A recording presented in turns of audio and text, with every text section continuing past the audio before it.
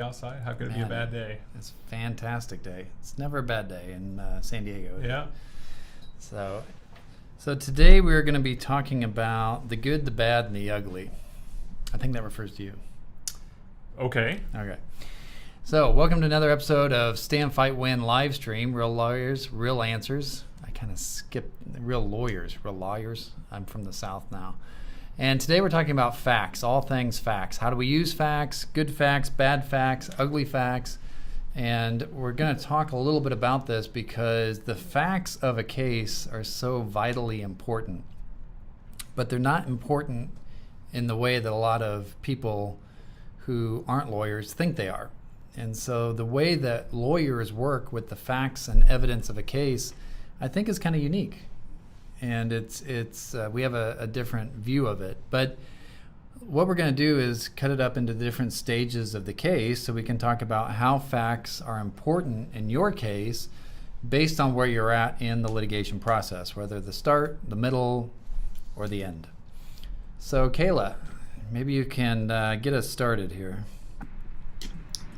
So my first question is, when a potential client first calls us up, what kind of facts do we want to hear about the case?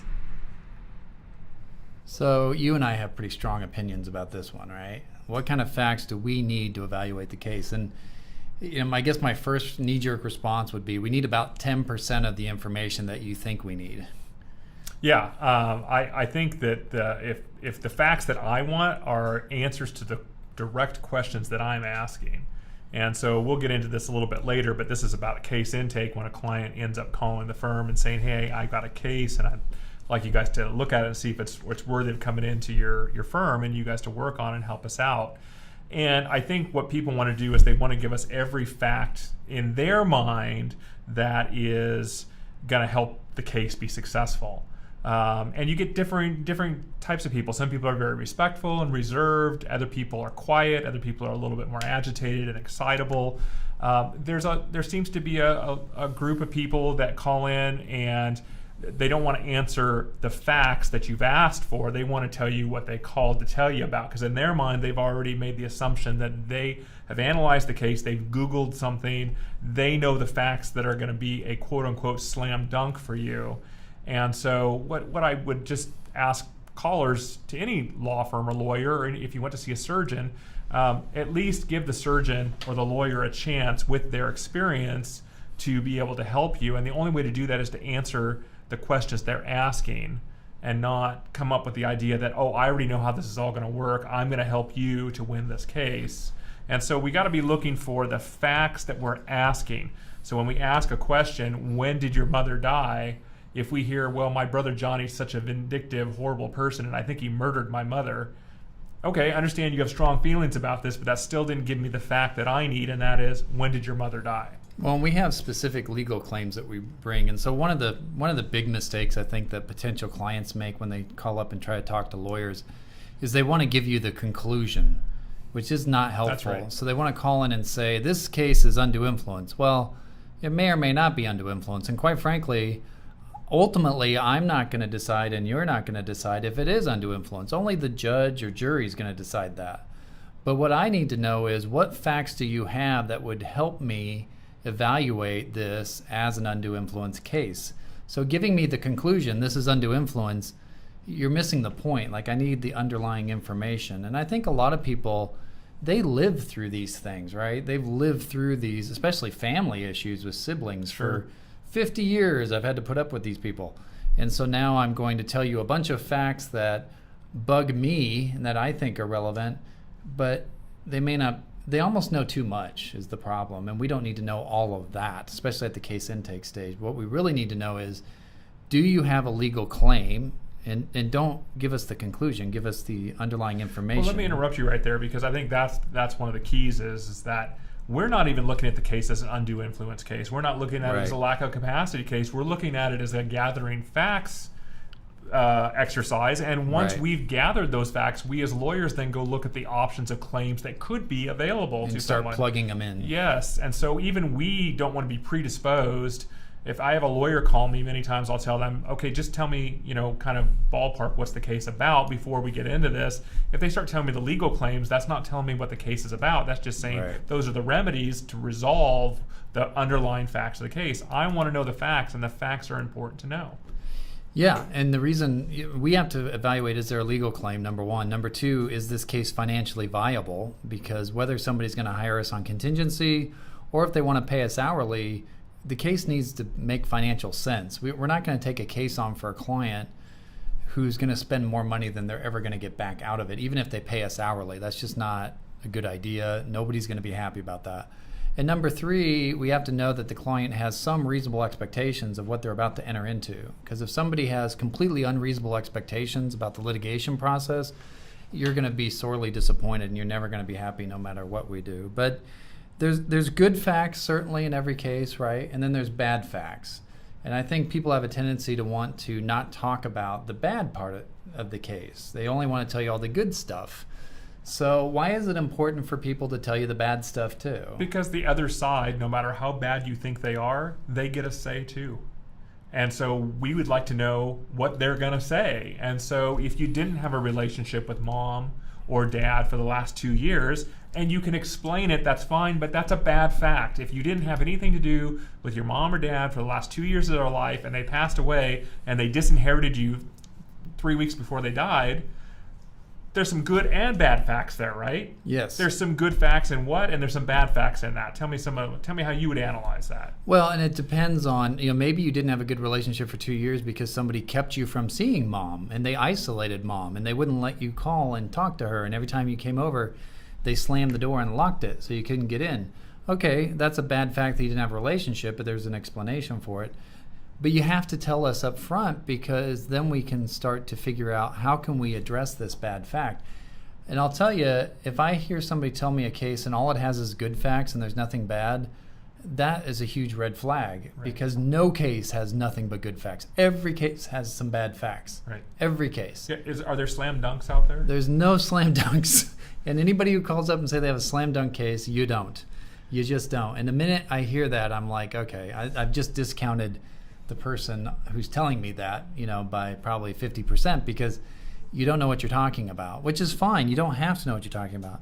What about embarrassing facts? So what about, somebody has something in their past, they've been convicted of a felony that has nothing to do with what we're talking about, but they're afraid that it's going to come out if they go into a lawsuit. Well, and this goes more to depositions and perhaps responding to discovery. I don't want to be surprised by your embarrassing facts. I think I can minimize your embarrassing facts. Sometimes you think they're embarrassing and they're really not. Right. The point is, you're going to have to trust your lawyer. There's an attorney-client privilege for a reason. You're going to have to give those facts to your lawyer at some point, even in facts that make you look maybe not in the best light, because then your lawyer can go to work to either reframe how those facts come out, and it's also aware of them. So in deposition, you're sitting there, and it's not the first time you hear some bombshell and have to sit there with a straight face like it doesn't hurt you, right? Right. It's much better. I remember there was a case where adultery was a big issue in our case. It was irrelevant, but the people were our clients were very concerned. They were still together, a husband and wife, but they both had been unfaithful to one another years prior. And they knew this was going to come out in the deposition. Well, they told me about it, as embarrassing as that was, and as hard as it was for them to tell me. And with tears, both of them with tears were telling me how they had hurt each other so badly and how they had reconciled. And you use their own language to reformulate and repackage that. It's truthful. We're not lying. And when the lawyer, sure enough, in the deposition asked them about, have you ever cheated on your spouse? It was yes, and it's very hurtful what I did to my spouse. The spouse is sitting right there in the deposition, and they think they're going to surprise this person and surprise the spouse with this whole cheating thing. And the husband was the first one to go, and he's saying, look, I hurt my wife deeply, and it's something I can never undo, but if I can undo one thing in my life, that would be it. But I will tell you this, it's brought us closer together, and the forgiveness I've seen from her, I'm so amazed by that. And the other lawyer they had to get their thoughts together and keep going forward. Those are embarrassing facts. They're not necessarily relevant to the case. They're used in a horrible, vicious way, but if I know about them ahead of time, we can You can rehearse prepare and for it. practice and make sure that it comes out the way that you would want it to come out. Right. So it's so important to get the bad facts and the embarrassing facts out up front so that we know what we're dealing with and we can address it. So what's the best way, do you think, for a client to increase their chances of successfully kind of having a lawyer take their case? I mean, what is it that a client needs to do to communicate with a lawyer if they want to hire that lawyer for their case? I would say for me, and I know you and I are just a little different, but I think for the most part it would be similar to many other law firms.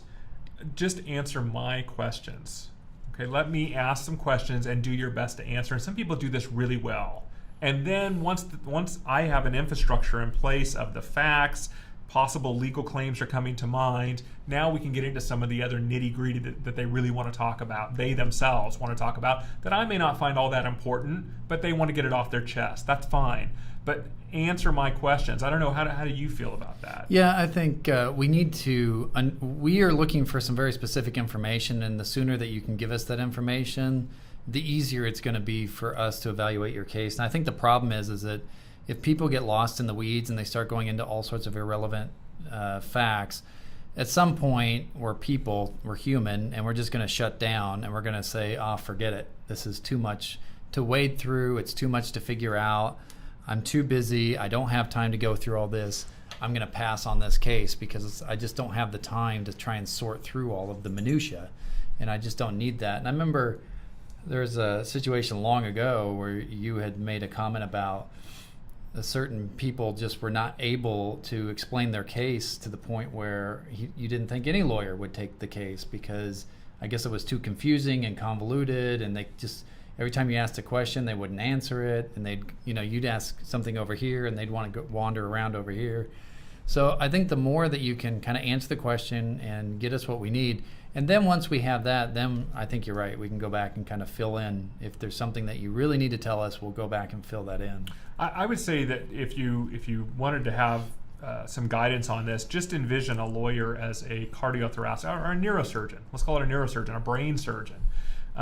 If I went to see a brain surgeon, you would never hear these words out of my mouth. I Googled this, and this is how you're supposed to do this, doctor. Now, I might have Googled what I'm going to experience and what I might be going through, but I can tell you if a brain surgeon asked me specific questions about my medical past, I'm going to be very precise in my answers. And the reason is that apparently matters to the surgeon is because they wouldn't ask otherwise. Right. And so I think that many people talk, I mean, the law is a little different than brain surgery, but we hear so many people say, well, I Googled this, and this is how this works, and this is how it gets done, and I'm just shopping my case around. That's the worst thing you could say to a lawyer. I'm shopping my case around and seeing who's going to give me the best deal. And it's like, look, we'll give you the best deal we can give you based on what you tell us, but you still got to answer the questions and tell us what the facts are in this case. Yeah, because if it's not a good case, then it doesn't really matter. We're not going to take it on in any event. But so you got to give us the good facts, you got to give us the bad facts, and try to stay on target as much as possible, because you're going to make it a lot easier for the lawyer to evaluate your situation and agree to take your case on. And if you get lost in the weeds, a lot of lawyers are just going to say, forget it, and move on. And also remember, when you call in to a doctor, a lawyer, anybody that's a professional, chances are they've got about 30 other things that day they need to get to. And so when you ask, when did mom die? And they say, the response is, well, back in 1955, the family moved from, the lawyer goes, well, 1955, we're going to be talking about 70 years of history here. Right, I don't got that kind of time. I don't have that kind of time. Right. And so, again, this is a minority of people that call in. Most people call in, they're very good about doing their best to answer questions. But every once in a while you get somebody that just can't answer the questions. And I'm not sure why that is, but it does happen from time to time. And what about situations where people intentionally leave some important fact out because they're afraid that you won't take their case if they tell you that? Yeah, you got to tell the lawyer, because they'll stop working on the case midstream if it's a bad enough fact. So better just to be transparent, be upfront about the warts of the case, and then you're going to find probably 80 to 90% of the time, I'm just guessing from us, if you're transparent and it's not something that completely blows the case out, like missing a statute of limitations or something, we can work with it initially to figure out a way to resolve the matter. Right, exactly. So what's next, Kayla? So, once we decide to take a case and we get a lawsuit filed, what facts are we looking for and how do we use that information during the lawsuit? Well, obviously it depends on the type of case we're taking on. So if we do, let's say we do have a case, we decide it is an undue influence case, we want to try and find facts that support those elements. And so there's a number of different elements. One of the first elements up on any undue influence case is you have to have somebody who's susceptible to undue influence. And that means that they have some sort of mental condition that would make them weak mentally to the point where they could be manipulated by undue influence. So we're looking for things like dementia, Alzheimer's, stroke, age, illness. So where do we find that stuff?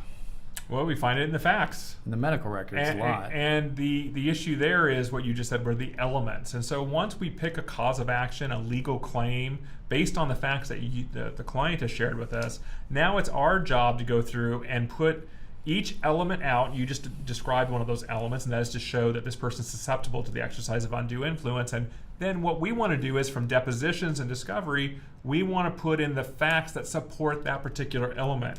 And so there's more elements that make up an undue influence claim.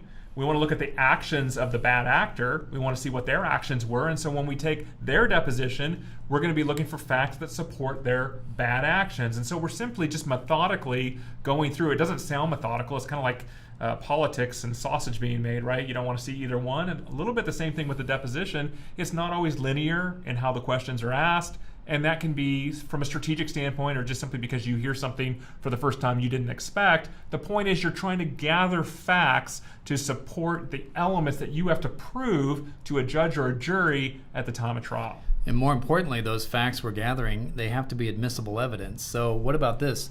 Somebody tells you, oh yeah, I've got 5 witnesses. I got 5 people who know that my grandmother never would have made this change and disinherited me. And you say, okay, great, give me their names and numbers. And you call up the first one and you say, so, did you talk to Grandma about what her wishes were for her trust or will? No, never had the discussion. Never talked to her one time about that. But I know that she would never disinherit her grandson. Mm-hmm. Is that a good fact? It's not, but I'll take it even further. What if Grandma had told that person 2 years earlier, oh yeah, I'm giving everything to my grandson 100%, but she never got around to doing it?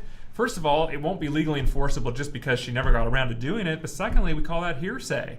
And that's it. Just because the decedent is gone, you can have contemporaneous things that a decedent would say about their estate plan. Maybe those can come in, but even some judges won't let that in. But something 2 years prior, that is hearsay. That's the precise definition of hearsay. And that's not evidentiary. It's not evidentiary. It's not, what's the word I'm trying to say? From an evidence standpoint, it's not going to come in. But think about it. That's a fact. It might even be a true fact. It might even be a really strong fact on a bar stool with a bunch of other people at a bar talking about the case. Right. But getting that in front of a judge or a jury, that's a completely different set of hurdles you got to get over. Right. Yeah. Trying to get actually admissible evidence, it's almost impossible because, and that's the thing I think that's a little frustrating to people as we're going through these cases, is that a lot of times people will think, well, I've got tons of evidence. And then as you're starting to go through that evidence, it starts to melt away. And you don't have tons of evidence, at least not admissible evidence. So what do you do when a good fact comes in? So you finally found something. Let's say you found a medical record and it shows, yep, Grandma was diagnosed with dementia, Alzheimer's 2 weeks before she did the trust amendment. Well, that's a fact. I don't know if that you said good fact. That's an okay fact. Could be a good fact. Could be, but if she's diagnosed with dementia, well, how long has the dementia been around? How severe is the dementia? How severe is it? If she was just diagnosed with it 2 weeks ago? If she was diagnosed with it 2 years before the trust, well, now that's a really good fact.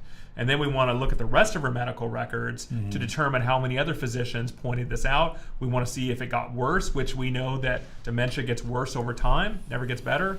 Alzheimer's gets worse over time. So then we want to embrace those facts. We want to put them into our elements so that we can end up proving our case. So you raise a really good point, is that even facts that on the surface might look good at first blush may or may not be so good. You have to take that fact and kind of plug it into everything else. And with something like Alzheimer's dementia, ultimately you're going to run that by our medical expert, right? That's correct. You're going to get a psychiatrist some type of medical doctor, a neurologist, that's going to look at this case from a forensic standpoint, meaning they've never treated the patient because the patient's now dead, but they were never a treating physician. They're simply going to look at the medical records and formulate an opinion. Generally, the opinion is, number one, was this person susceptible to the exercise of undue influence? And number two, did this person lack capacity? But keep in mind, every time, and I'm glad you raised this, when people say I have a good fact, remember the other side gets a say too. And so most facts, there's going to be good facts and bad facts on both sides. And like you said, that's why you get a little nervous when you only see good facts. The other side's going to be able to say, okay, yes, grandma was diagnosed with dementia 2 weeks before she signed this amendment, giving everything to me and leaving you completely out. But she also did a mini mental status exam that same day with the same doctor and scored 22 out of 30. And so she had the ability to do that estate plan. So you see how all of a sudden a fact that you thought was, dementia, comes to, but she was tested. She's got dementia, but it's not even moderate yet. It's just mild. It's just a mild dementia, which that happens with older people. So not only do you have good and bad facts on either side, but any given fact could be skewed good or bad by either side, depending on what's surrounding that fact. So what do you do with bad facts? Let's say a fact comes in that you feel is just a really bad fact for the case. So when I was a young lawyer, I used to, hate it in deposition when bad facts were being elicited from my client. Now, hopefully the client had told me about the bad facts. So in answer to your question, I want my client to tell me all the bad facts. In fact, I'm going to press them and probe them to learn more bad facts before we go to their deposition. We always do that. But I love bad facts in deposition. I love it because that lets me know one of two things. It lets me know I either need to bring a motion in limine, which is just a fancy way of saying bringing a motion before the trial, asking the court, hey, don't allow the other side to even raise this at the trial because it's just not relevant to these issues. Or number two, if I can't keep it out with a motion in limine, then I need to know how I address it. And I want to address it first, which we're going to get to in a minute. I want to address it way before the defense or whoever we're going against can raise it. Because there's nothing worse than getting up and doing the best opening statement of your life and just knocking it out of the ballpark, sitting down, feeling like $1 million, and you get some cagey lawyer that stands up on the other side, and maybe they're not as well spoken as you think you are. Maybe they don't dress as nicely. Maybe they're in a wrinkled suit. Maybe you underestimated them, which you should never do with your opposing counsel. And that lawyer says, that was one of the finest opening statements I have ever seen. But what Mr. Albertson didn't tell you, Your Honor, or the jury, what he hid from you. That's one of the strongest things that somebody can do. Was the following. Yeah. And so that's where the bad facts can really get to bite you. So I think it's important too in during the pendency of your lawsuit that you really have to embrace the bad facts. Don't run from them, don't hide from them, don't panic. You really want to keep them close to you, embrace them, because those bad facts, either they're going to help guide you in terms of your evaluation of the case, or you're going to, at some point, be able to use them to your advantage and switch them around a little bit too. And that's, a very popular book by Rick Friedman among the plaintiffs' bar, which is Polarizing the Case, where rather than trying to push away from a bad fact, you literally embrace it and you run towards it and you use it to your advantage. So I think an experienced lawyer knows how to keep the bad facts. It's kind of like keep your friends close and your enemies closer. It's like keep the good facts close, but the bad facts closer, because you're going to be able to figure those out over time. Well, right. And Rick Friedman, who was great, and that book is Polarizing the Case. It's a great read for young lawyers, any lawyers, quite frankly. But when he talks to you about running towards the facts, I think there's something that his book doesn't point out that hits me, and that is that let's say you can't take the fact and turn it into something good, because that's what essentially he does. He says there's not a bad fact on the planet that you can't turn and try to spin towards your direction. What was it like when you went and told your mom or dad that you did something wrong and you did it just on your own? Did they punish you as hard as they would have if you hadn't and they'd found out on their own? Probably not. I don't remember. Well, and I think probably more times than not, parents won't punish you as hard if you self-disclose your bad mistakes, especially if you're sorry about it. And so I think that even though Rick Friedman says there's not a bad fact on the planet and you run towards them, I think also the fact of being the first one to tell those bad facts, it's like you've owned them. It's like you've admitted to them. So when the defense counsel gets up or the opposing counsel gets up and says, well, so-and-so is a felon. And the jury or judge is like, yeah, Mr. Albertson or Mr. Davidson already went into that. They explained the 3 felonies, and they said just because you're a felon doesn't mean you don't have a right to inherit. And so now it's almost like there's a discount on those bad facts. Right. And I think that's true even throughout the case, too. I think there's times when those bad facts can work to your advantage. So what about in depositions? Like if you're taking a deposition, whether it's a drafting attorney or an opposing party, are you going to divulge all these bad facts that you found? Are you going to test the good facts? What's really your goal? It depends. Every case is different. I wish there was just a one general rule that would fit here, but you have to go with your gut a bit. Sometimes you have a fact that's just so bad and so good for you. In other words, it's so good for you and it's so bad for the other side, and they haven't asked for it in discovery, and you can possibly have what we almost never get at trial is a Perry Mason moment, right? Right. But that's a rarity. I think in most cases you want to test out your theories. You want to put those bad facts to the other side to see what their response is. Remember, the other side gets a say too. Why not hear that first in deposition, or hear it in a subsequent motion for summary judgment or whatever the case might be before you get to trial, so you've had some time to think about it, turn the crystal on it, and decide how am I going to attack that at trial. And what about, because a lot of times, clients will say, well, the opposing party, when you depose them, they were lying. How come you didn't force them to tell the truth? Mm-hmm. And the truth is you can't force anybody to say anything other than what they've said, right? That's right. So really there's only two purposes to depositions. One is to try and learn information, and number 2 is to lock in the other side's facts. Right. So that, because once they lock in their story and they lock themselves to those facts, now you can start moving the pieces around those locked in facts and start to surround them. It's like any good detective show you've ever seen. The detectives take the suspect into the questioning room and say, hey, have you ever been to this apartment complex?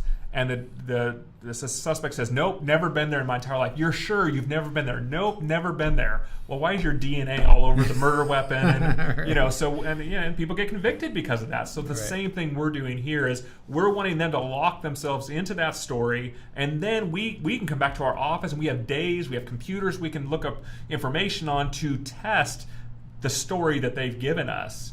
And we're not just looking for little changes, although some lawyers do that. I don't think it makes a big impact for most juries and for most judges. But when you see a yes coming to a no, or a green light being a red light, those are big deals, yes. Yeah, and so it doesn't matter if the deponent is lying. In fact, a lot of times it's even better if they're lying, because it's easier to show them as a liar come time of trial, because whatever they're lying about is easily disproved. And yes. So the bigger the lie, the better, really. Yes. But I know a lot of times people get confused because they're like, well, they were lying. How come you didn't force them to tell the truth? Well, I can't force them to tell the truth, number 1. And number 2, it doesn't matter, because we're going to show them as liars when the time comes. Right. So what's our next step here, Kayla? So what about in court filings like motions? What type of facts are you looking for there? So this is a whole different animal, because now we're talking about the facts that we use when we have to file something with the court. And so there's the facts the client knows and all the facts the clients live with. There's the facts that the lawyers want, which is a narrower band of facts, and the facts that the lawyers go out and discover through discovery and deposition. Now we're talking about the facts that we're going to submit to the court at various times throughout the case. So a lot of times there's all sorts of motions that go on prior to trial. And this is probably the smallest subset of facts of the case, because when we're talking to the court, we really just want to narrow the issue to whatever is before the court in the motion. What is it, the court wants to know, you've always said, what do you want and what's your authority for this? Well, part of what you want and the authority is based off the facts that support that legal authority, but those facts are pretty narrow, aren't they, in most cases? They are, and since I think what you're getting at is some clients will read the motion. Some clients want to see a motion before it's filed, and then they want to tell you, oh, you didn't put in the whole story there. Right. And it's like, well, but we don't need the whole story, and they're concerned about that because they're afraid that you're filing with the court, and somehow you're going to keep the other facts from coming in at the time of trial if you need them. Right. And so many times you just need a narrow band of facts. And again, you don't want to overwhelm the courts. The courts that are going to hear that motion probably have 40 items on average every morning on their calendar that they've got to get through before they start their trial work for the day, right? Right. And so we want to give a judge a 3 or 4 page motion if we can, Sometimes we can't, but we want to do that. And so putting a whole narrative of all the facts in the case, even if they're important facts, You're going to lose the motion. you might lose the motion because they haven't had a chance. They just get a 12, 14-page paper. They're just going to set it aside. Yeah, it's just too hard to digest. So the other thing, now different motions are different. So a motion to enforce discovery, it's only going to talk really about the steps that were taken in discovery. A motion for summary judgment, that's a very large, important motion. That might have a lot more facts in it than some of the other stuff. So I think it's interesting you bring up motion for summary judgment because, as you know, in our practice, we generally don't bring motions for summary judgment, but people do bring them against us from time to time. I just don't think they lend themselves to the probate arena, No. to the trust contest arena, will contest, those kind of things, financial elder abuse. The reason is there's just so many facts in those cases, and the law says, look, you can have the same 10 facts in a case, and everyone agrees those are the 10 facts.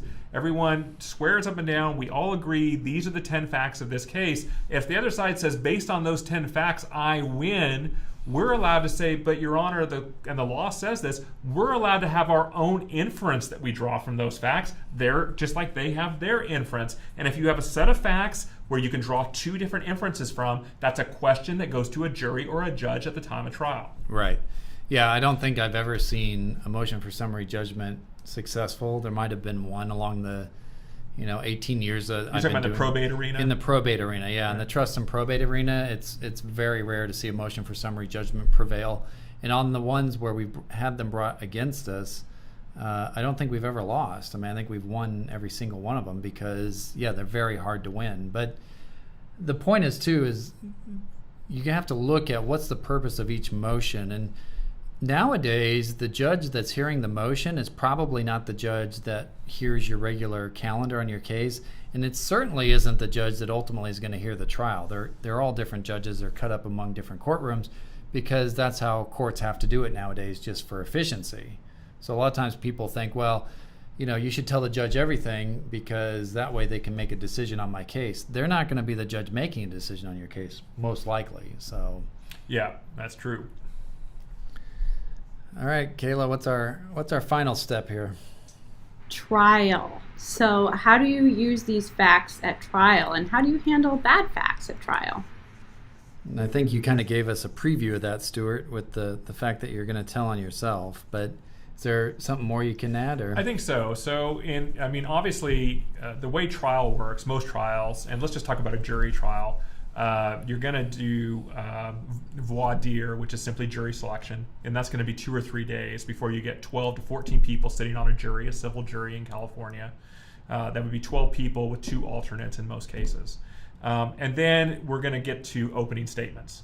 Now, this is as we're generally going first in these cases, this is your opportunity to tell the jury what you're going to prove, what you're going to show them, what this case is about, the issues in this case. And you don't argue, but you lean the case on your side.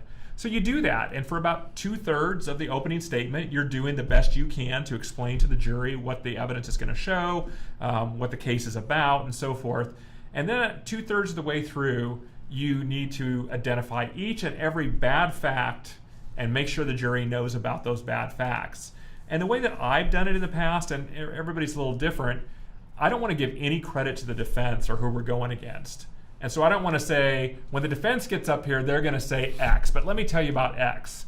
Rather than that, I want to say now, before we brought this case in front of you, before we brought this entire matter in front of you, in front of your busy lives, taking you away from your busy lives, taking you away from possible vacations, whatever the case may be, we had to determine for ourselves, was this case worthy of going forward in front of you? Is it worthy of being determined in my client's favor? And so there were some things that we had to determine for ourselves. Let me tell you about a few of those things. Did you know my client? I mean, he looks like a nice guy over there. Do you know he has 3 felonies?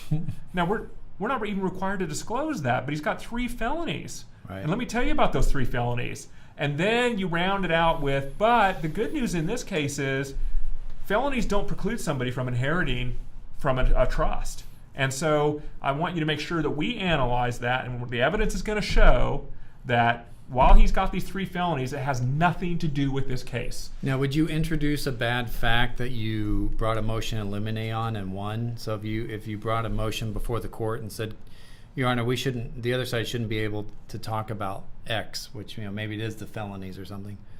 And the court agreed with you. Would you bring that up? Well, that'd be going against a court order. I guess it's going against myself. No, I wouldn't, in answer to your question. But let's say that things change during the case and all of a sudden that's something now you do want to bring in. Right. When the jury's out, you can ask the judge, hey, judge, I know you ordered this previously, and I found judges are very flexible on motions in limine. In fact, many times they'll say, I reserve the right to change this during the trial depending on how the facts come out. And so you can say, Judge, we now want to bring this in. And it's funny because you'll see the other side all of a sudden say, no, it can't come in, even though they were the ones that were going to bring wanted it in the first place. Who wanted it in the first place, yeah. Right. So.